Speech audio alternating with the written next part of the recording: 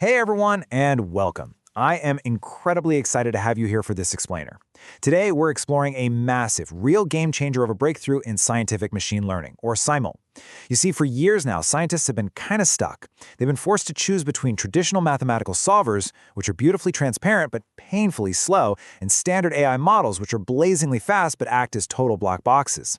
But what if we didn't have to make that trade-off? What if the AI didn't just guess the final answer, but actually learn the literal recipe for the physics itself? Well, that's exactly what a brand new framework called HICOP achieves, and it is fundamentally changing how we simulate the physical world. Let's get into it. Okay, let's dive into this. To really understand why HICOP is such a big deal, we have to look at the core problem we're facing today. On one side, we have our classical numerical solvers. These are absolutely crucial because they're incredibly accurate and entirely interpretable. They run directly on the fundamental laws of physics. The downside? They can be agonizingly slow when you're dealing with really complex, high-resolution simulations. Then, on the other side, we have monolithic neural operators. These are standard AI models that try to learn the whole simulation in one giant swoop. They're super fast, but they are complete black boxes.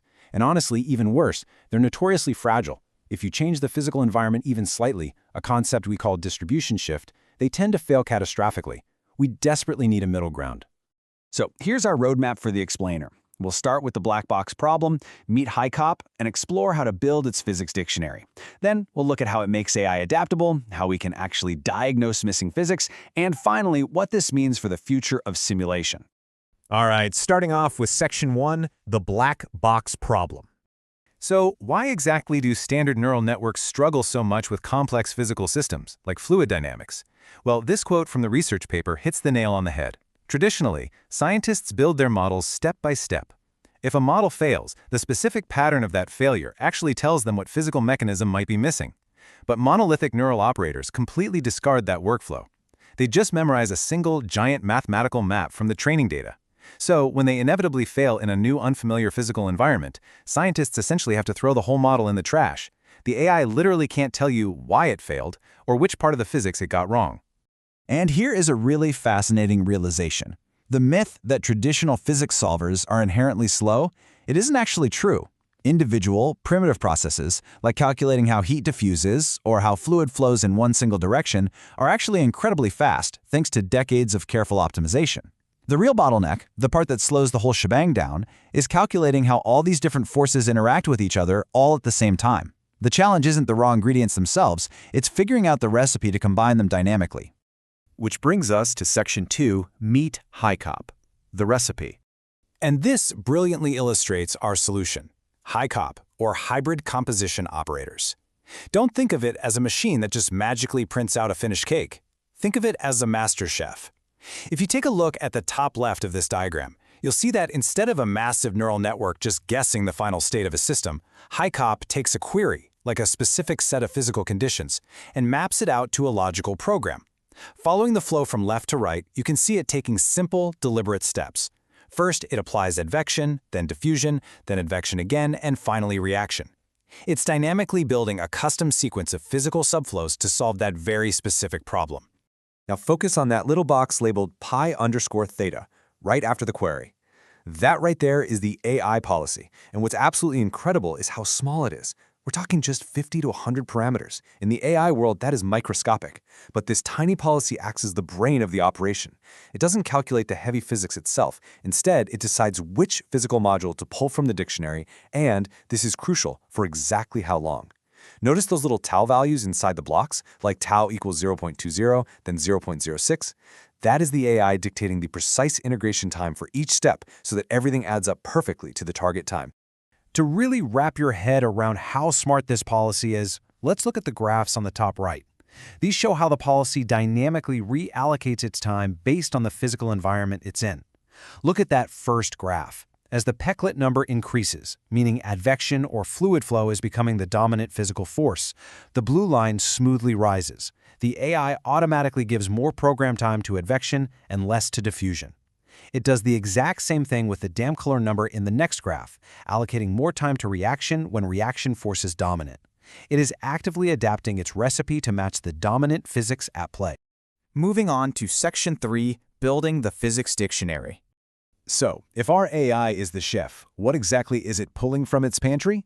Well, we call this the Dictionary of Primitives. It's a carefully curated collection of distinct, reusable subflows.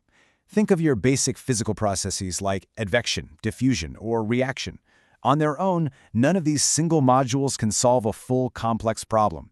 But just like flour, sugar, and eggs, when they're sequenced together correctly by our AI chef, they create the complete, perfect solution. What's really powerful here is the pure flexibility of this dictionary. The elements inside don't all have to be the exact same type. You can stock your pantry with classical numerical subsolvers, which we know are highly accurate and reliable.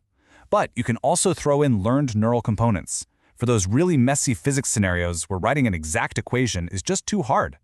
This means standard monolithic neural networks aren't actually being thrown away by HICOP, they're simply absorbed into it as optional ingredients.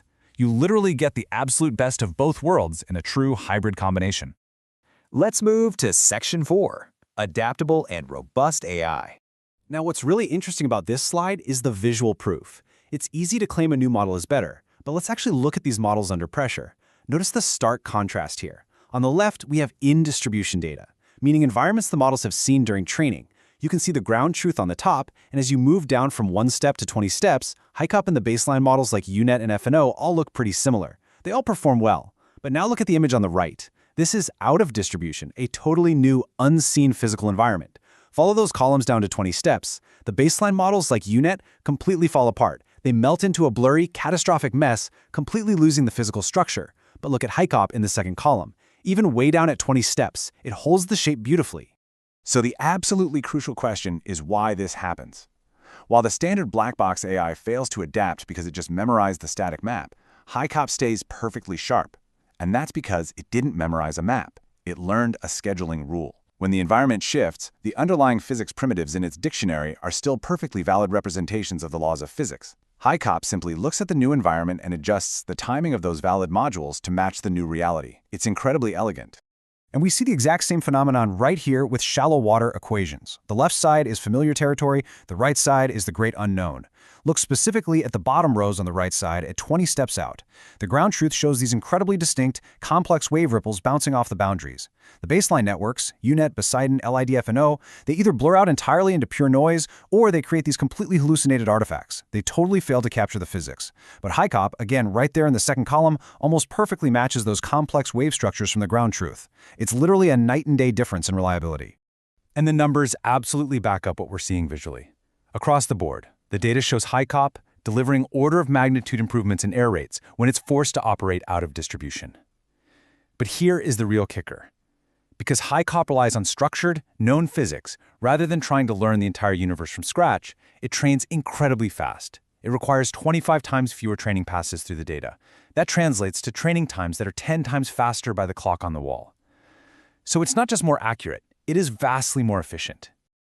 All right, Section 5, Diagnosing Missing Physics. Now, you might be wondering, what happens when your understanding of the physics is incomplete, or your dictionary is missing an ingredient? Well, HICOP provides a brilliant structured way to actually discover unknown physical mechanisms through a 4-step loop. First, you compose, meaning you just start with the physics you know. Second, you diagnose. Because of HICOP's modular structure, when it makes an error, that error doesn't just smear across the whole model like a black box, it localizes exactly where a physical process is missing. Third, you enrich your dictionary by adding a small learned AI module just to capture that specific missing residual. And finally, you relearn. You just update that tiny little policy network to incorporate the new module, and you don't even have to retrain any of your existing physics. Take a look at this heat map because it shows this process perfectly in action. In this experiment, the scientists gave HICOP a dictionary with only advection and diffusion, but they asked it to solve a system that also included a chemical reaction. So naturally, it made errors. But look closely at the image. The error reduction plot on the right perfectly mirrors the hidden reaction intensity plot on the left. The error isolated itself specifically to the times and places where that missing chemical reaction was supposed to be happening. This allows scientists to pinpoint the exact gap in their physical knowledge and just plug a learned module right into that specific spot. It's like debugging the universe. Finally, Section 6, the future of simulation. Let's move to and see how this builds into the broader implications, especially when we handle the most extreme edge cases imaginable. This slide shows the Kuramoto-Savashinsky equation. It's a system notorious for generating intense spatiotemporal chaos. We're looking at a scenario where the model is pushed way, way out of distribution in terms of both the domain size and the time horizon. Normally, chaotic dynamics cause pointwise errors in AI models to just explode exponentially. But look at the graphs on the bottom. The solid black line is our ground truth, and the dotted red line is HICOP. Whether you're looking at the energy spectrum on the left or the probability density on the right, HICOP tracks the ground truth almost flawlessly. It preserves the correct long-term statistical physics even when the system is behaving wildly chaotic. To sum up the massive impact of this framework, HICOP represents a genuine fundamental paradigm shift. It completely replaces fragile, opaque black boxes with transparent, modular recipes. Because it inherently respects the laws of physics, it enables incredible zero-shot transfer to entirely new, unseen environments. And when it does fail, it isolates that failure down to the specific physical process rather than breaking the entire model. Ultimately, this paves the way for truly trustworthy scientific machine learning, tools that scientists can actually verify, understand, and rely on. We've seen how teaching AI to act as a chef rather than a black box yields incredible, robust results in fluid dynamics and thermodynamics. But it leaves us with a truly thrilling question. If AI can learn to perfectly orchestrate the basic laws of physics from a simple dictionary of primitives, what other complex scientific rules, maybe in chemistry, biology, or even quantum mechanics, can it teach us how to compose next? The possibilities are absolutely boundless. Thank you so much for joining me for this explainer. I really hope it gave you a clear, structured view into the incredible future of interpretable AI. Keep learning, and I'll catch you next time.